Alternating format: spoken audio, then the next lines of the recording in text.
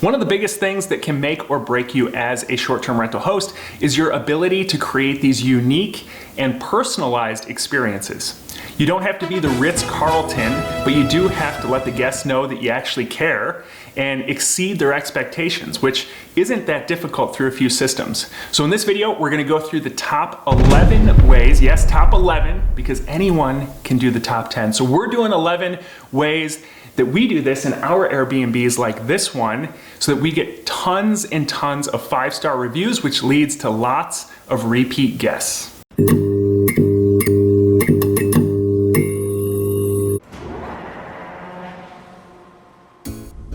Hey, I'm Kirby Atwell from Living Off Rentals, and diving right in to the top 11 ways that we wow our guests and get 5-star reviews.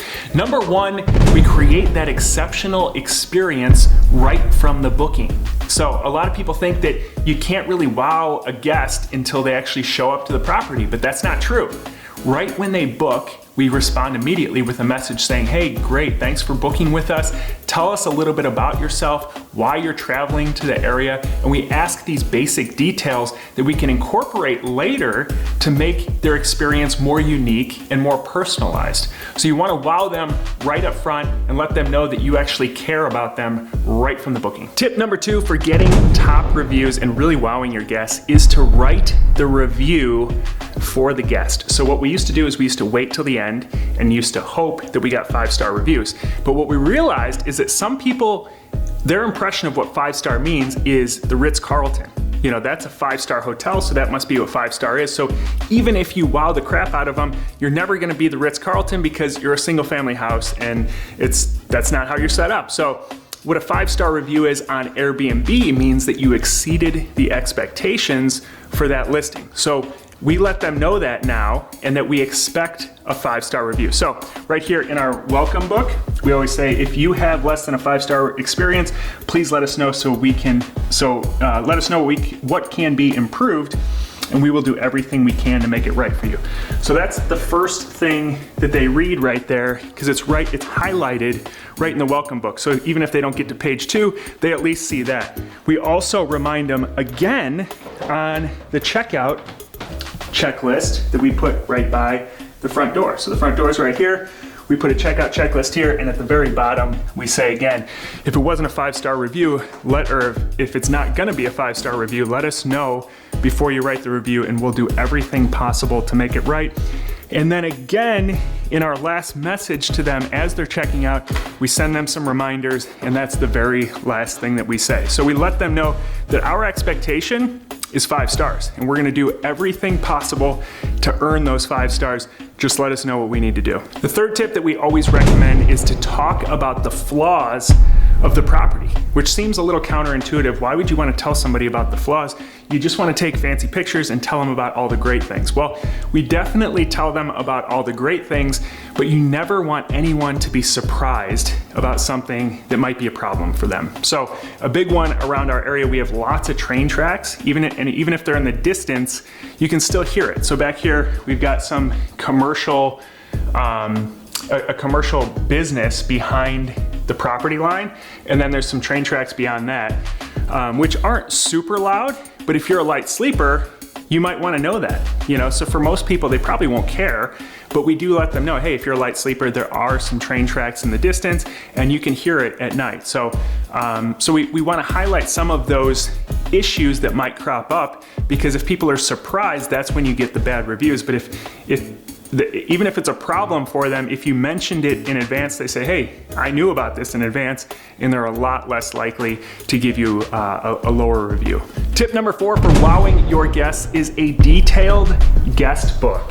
We get comments about this in almost every other review that's written about the detailed guest book. So we have the rules up front, things to note here, and then we go through food and beaches and hiking and all kinds of stuff in here. There's tons and tons of recommendations. We basically write people's trips for them, and it's personalized. It's, when we moved here, we hiked this trail and our kids loved it. And, people, they don't want to just Google something and find out where's the place to hike. They want to know about a cool experience that others had, something that's off the beaten path, Like we've got the top sandwich place in all of Indiana right in town here. So you probably wouldn't know that if you're from out of town, but we're gonna highlight that in here, and we're gonna have a menu for Panini Panini, which is the top sandwich place in all of Indiana. So you can eat there when you stay at our place, and people love that stuff. Next up, tip numero 5 to let your guests know that you really care and get those 5-star reviews is to pay attention to the details. And that sounds like a lot of work, but it's really not. If you have some systems, some of these things you can set up front, and then there's a few other things that we have that are little detail, little extras that we ask our cleaners to do in between guests. So examples of a few things you can set up front. We've got Google speakers throughout the house. This one's the screen too. We've got another little speaker over there. We've got a few speakers downstairs. I think each one is less than $100. They're not that expensive, but people absolutely love them. They're always commenting on them, that their kids love playing with it, they love listening to music. We also have a little instruction right by it because sometimes we have older guests and it's not intuitive to talk to a speaker, so we have to tell them what to say. Another example is sound makers in every room because they're so relaxing. You can pick, oh, that's the ocean. Caw-caw, caw-caw. These things, people love them. They comment on them all the time in the reviews. They had sound makers, they thought of that in advance. They absolutely love them. Another thing is the board games that we stock. People love having the board games when they visit with their family. It's something to do. Comment on it all the time. A few examples of things that we ask our cleaners to do that normally would be simple things that they just wouldn't do because it's just extras. But leave a mint on the pillow. So on all the pillows, we leave a mint. It just lets people know that we care. Also, fold the little triangle in the toilet paper or put a fresh, unused, unopened toilet paper on the roll. So either way, people walk in and they know that it wasn't like somebody just left and they're now using the bathroom right behind them. There's a cleaner that came in, and it's just that mental recognition of that small thing that really sets you apart. And that leads us to tip number 6. And really my wife should be doing this one because I am definitely not the talented designer in our family. That is all my wife.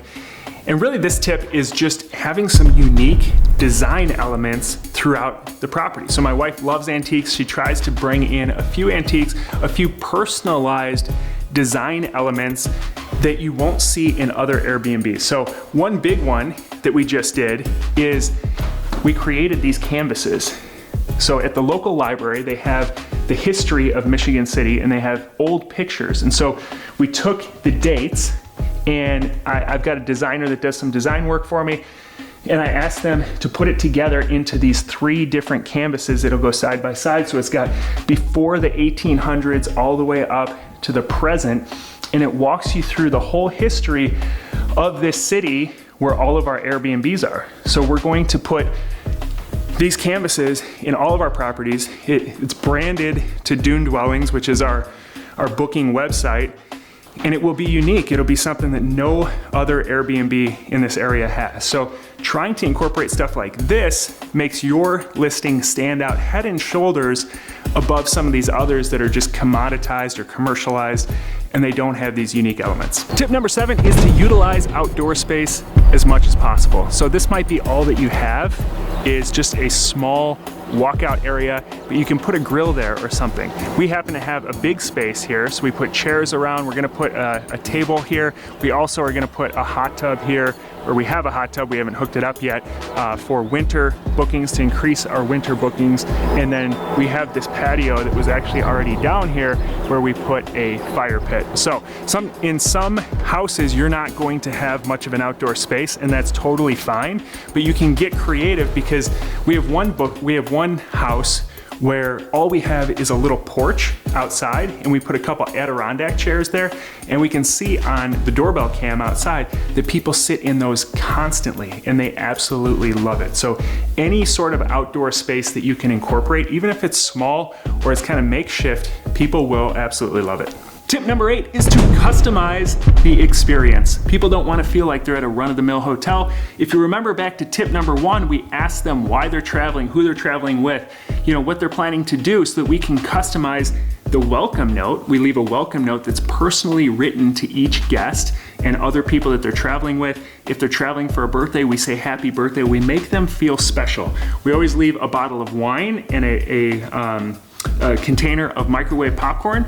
The bottle of wine is like $3 or $4 at Aldi. It's sangria. Everyone loves it. It tastes great.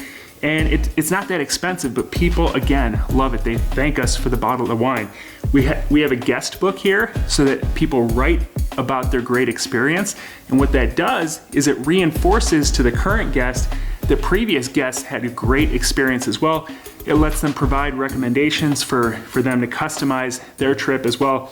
And then we try to incorporate the local businesses as well. So there's a local winery right down the street, and they gave us these coupons for a free flight of wine. And so we leave these here for our guests to use as well as another added bonus. Doesn't cost us anything. The 9th tip to wow your guests and get top reviews is to make small problems big problems. So what do I mean by make small problems big problems? A small problem to you, like maybe there's a handle broken on something, or the batteries aren't working in the remote control, or the Wi-Fi is out. Those might seem like insignificant problems to you, but those might seem like massive problems to someone who wants a perfect house, someone who's on vacation and they're paying for a house and paying for expectations. So I always make small problems that maybe seem small to me huge, and I say, I am so sorry. The remote battery should not be out. I will make a trip over there, or we'll get somebody over there right away to fix that, or we'll fix the handle on the sink, or whatever that issue is that popped up. Don't just say, yeah, we'll get to that when we get to it. Don't downplay it, upplay the problem so that they know you actually care and that you want to fix it. It's not about the problem, it's about how you respond to the problem. And then when they check out, right before they check out, we always let them know we're going to give you a $20 refund on your stay, so you can go buy coffee or buy breakfast on us for the inconvenience of not having batteries in the remote, or whatever the issue is. So a lot of times we'll just give them a little bit of money back right before they're about to write the review, and it reminds them how much we care and how much we want their experience to be absolutely perfect. And that leads us to tip number 10, and that is constant communication. So we have a rule that we always try to respond to guests within 5 minutes, and it's not always possible, but we're pretty good about it. And we're always super proactive in our communication, so we don't wait for guests to just reach out to us. We want to be proactive. We reach out to them after the first night and we say, hey, how was your first night in the space? Is there anything we can do to make your stay better? We reach out the night before they're checking out and we say, hey, just a reminder, checkout's at 10 a.m. tomorrow. Let us know if your stay wasn't a 5-star stay. We want to do anything possible to make it up to you. So some people, I think, are afraid to do this, afraid to communicate, because you're like, well, you're inviting problems. You're asking them to ask you for more stuff. But that's typically not the case. Almost 90% of the time, people say it was an excellent first night. We love the place. We love all the details, because we've thought of those details in advance. If you don't think of the stuff in advance, then yeah, when you reach out every time, they're gonna say, oh, we need this, we need that, this is broken. But you try to make a great experience right up front, and then when you reach out, people are just like, wow, the communication is unbelievable. And in the comments, that's one of the top comments. Again, the communication was off the charts. We could tell they actually really cared about us. And finally, tip number 11, the bonus tip, and I kind of spoiled the surprise on this earlier, but it's the checkout checklist. And guests actually really appreciate this, because a lot of times when they're checking out, they're messaging us saying, hey, what do I do with the towels or the sheets or the dishes? And we want to let them know what our expectations are, and they don't mind adhering to those expectations if they know. So the expectation is not that you leave all the dirty dishes in the sink. We want you to wash your dishes and leave them there. And the cleaner's job is to come in and clean the house. It's not to do all your dishes for you. So we let them know that, and it cuts down on our expenses, on the cleaners charging us extra because they have to do extra work.